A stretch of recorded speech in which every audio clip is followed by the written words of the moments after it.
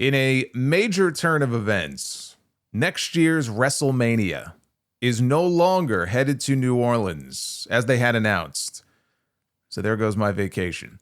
Instead, it looks like they're headed back to Las Vegas for the second year in a row. Although WWE still has yet to confirm Las Vegas as the new location, it's all but a done deal.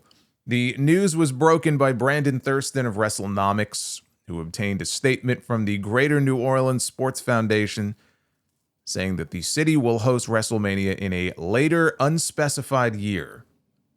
And the show was originally set for Saturday, April 11th and Sunday, April 12th, 2026. Walt Ledger of New Orleans and Company said it was WWE's decision to pull out for next year and that they have been working with WWE for the last few days on identifying future dates for future events. So instead, New Orleans will be hosting next year's edition of Money in the Bank, which Triple H later announced will be taking place on Saturday, August 29th, 2026. And in the video that he posted, Levesque said, "I'm sure everyone saw our joint statement yesterday regarding the shift in some of the dates on the WWE calendar. Today, I want to announce to you the first of those, one of which we're very excited about, coming to New Orleans on Saturday, August 29th, 2026, will be Money in the Bank. Stay tuned for more details on a WrestleMania coming to New Orleans, which will be announced at a later date. I want to say a big thank you to our great local partners from both the state and the city, as well as the Greater New Orleans Sports Foundation, New Orleans and Company, and the city's first-class convention center for their continued support as our major live event calendar in New Orleans continues to expand and evolve." That's a fancy way and a very diplomatic way of saying basically, fuck you. We'll be back at a later date, but we got some other place to be because we're going to make some more money. We're going to make some more money. We're going to make some bank. We'll give you money in the bank, but the real bank is going to be coming somewhere else.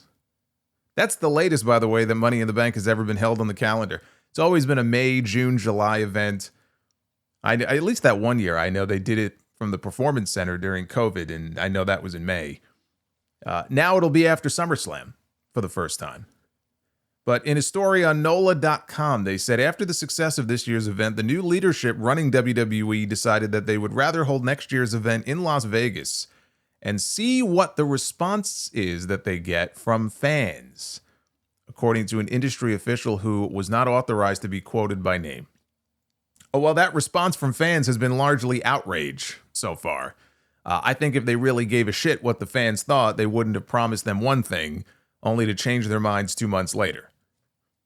Now, per PW Insider, the word making the rounds locally in Las Vegas is that they are finalizing WrestleMania 42 taking place at Allegiant Stadium the weekend of April 18th and 19th, which would be 1 week later than the original New Orleans dates. And in the Observer, Meltzer says that their other shows would run at the T-Mobile Arena. And there was talk when this was initially broken. This news was broken during the week. There was a lot of chatter online, a rumor and talk about maybe they're moving it to London or Saudi Arabia, which makes no sense because the Royal Rumble isn't Saudi next year. They're not running the Rumble and WrestleMania back-to-back from Saudi Arabia. That's overkill. I mean, I guess you could say the same thing about running Mania back-to-back years in Vegas, but to run Saudi within back-to-back months like that would be overkill. I even saw Mexico City was rumored, which also makes no sense because they wouldn't make anywhere close to the kind of money there that they would make here. So it's not a done deal yet for Vegas, but it's likely to be very soon. There's still some logistical hurdles that need to be cleared. They already have a concert booked at Allegiant Stadium around that time. I guess that weekend. Actually, it may not be that weekend. It may be right before. But they have a hold on certain dates, and the concert hasn't been announced yet, but that would make it very difficult for them to get into the building early enough to begin setting up. Because they have to get in there at least a week early to get the stage and everything set up, and they may not be able to do that. Now, the stadium has tried to get the concert date moved. So far, the promoters have insisted, we have a contract, and we're not budging. Now, I'm sure if they kicked in some of that sweet TKO money, they could get them to move. The other issue is that the Las Vegas Convention Center may not have the same amount of space to accommodate them like they did last year or this year. For the WWE World Store and all their other events, fan access or whatever it is they're going to do. So the issue there is whatever other events are booked for the convention center, apparently they are also unwilling to move. Good. I hope they stand their ground. You know, it really shows the difference in mentality between the old regime and the new regime with this company, because something like this would have been unheard of before. Like, once the announcement was made publicly, it would have been unheard of just because it makes them look so disorganized, and it's just a bad look overall for them. I mean, look, I understand all the outrage over it, people wanting WrestleMania to rotate cities and themes and logos and sets, you know, all of which may end up being the same again next year. Like, I don't know how much money they spent on that stage setup this year, but I wouldn't be surprised if they just run it back and use it again, you know, for all the money they paid for. And it was a nice one. I mean, at least it was very nice, but I mean, what, they could spend another, $3 million to build a brand new set. These people, they'll just run the same one back. But I understand, people being upset, and also, Vegas is fucking expensive. And I don't just mean WrestleMania tickets. Like, it's a fun place, but it's not inexpensive. And if people were priced out this year, they're going to be priced out again next year. Like, whatever issues people may have had going to WrestleMania, maybe they wanted to go and they felt like, man, I really can't afford it this year, so I'm going to hold off. New Orleans should be, a little bit better. Or honestly, any other number of places would probably be a little more palatable to people than Vegas would be. And now they get this announcement. So I can understand those people being upset because they're going to be priced out all over again. Or maybe they already started planning out their trips and booking hotel rooms and Airbnbs in preparation for New Orleans. I mean, I was already talking to my friends about that. And now all of a sudden, a lot of people are not going to be able to, or they may not want to go to Vegas, right? They avoided going this year. So look, I was at the last two New Orleans WrestleManias, and I had a blast both times. The first WrestleMania was a much better show than the last one they did there, which was not very good. But the actual trips and all the other stuff that I did, I had a great time. You get a lot more people coming out for WrestleMania than you do Money in the Bank or any of their other shows also. So running Money in the Bank in New Orleans, it's a nice consolation prize, but I mean, it's not exactly the same thing. Now, they said they're still going to be getting a WrestleMania, but we have no idea when that's going to be. That's the same thing with Indianapolis. Remember, they signed that big 7-year deal with the city. They're guaranteed a WrestleMania. We just don't know when. So for all we know, it could be Indianapolis in 2027 and then New Orleans in 2028. Or maybe not. Maybe they'll head to Saudi by then. And it'll be New Orleans in 2029. A future WrestleMania is kind of open-ended. That can mean any number of things. But this is what happens when you are driven by nothing but your bottom line.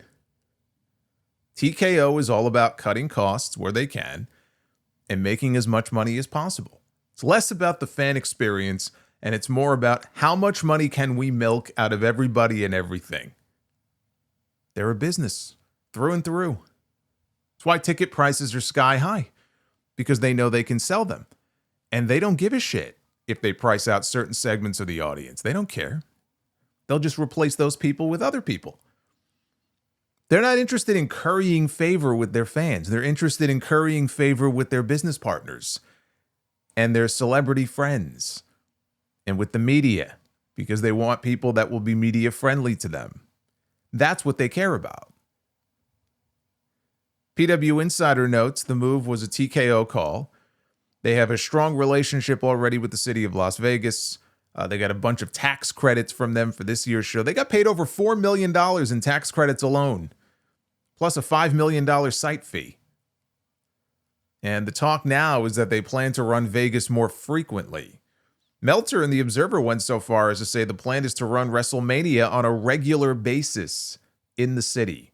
So not necessarily every single year, but maybe every few years. Maybe every 2 or 3 years. So get ready for even more Vegas Manias, because they're not going away. Now, why are they doing this? Isn't it obvious?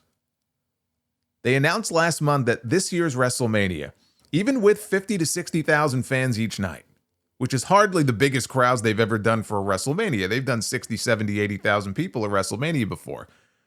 But they announced that this year's WrestleMania was the highest grossing event in the history of the company. Not just Mania, any event ever in the decades-long history of this company. They made more money for WrestleMania this year than they ever have before. They have dollar signs in their eyes. And when they realized that they weren't going to make quite as much money in New Orleans next year, they pulled the plug and they made the change. Now, they may have penalties to pay for some of their partners in New Orleans if they have to break contracts with them now. They don't care. That's fine. Because they know they're going to make all that money back and then some next year. Now, me personally, I'm not outraged over it like some people are. I'm disappointed because I was looking forward to going to New Orleans in the spring. I mean, they look, beyond the wrestling, they have great food down there too. Shout out to Drago's, best char-grilled oysters I've ever had. And I'm not even really a seafood guy. So, like, there's just a lot of things about the city that I like. WrestleMania was always a good excuse to get together with a bunch of friends. And then once I'm there, of course, there's a bunch of other people out there and fans of the show, and it's just a good time. So, yeah, you can go to Vegas, or not Vegas, you can go to New Orleans anytime you want to. But, you know, the WrestleMania experience for me those two times was great.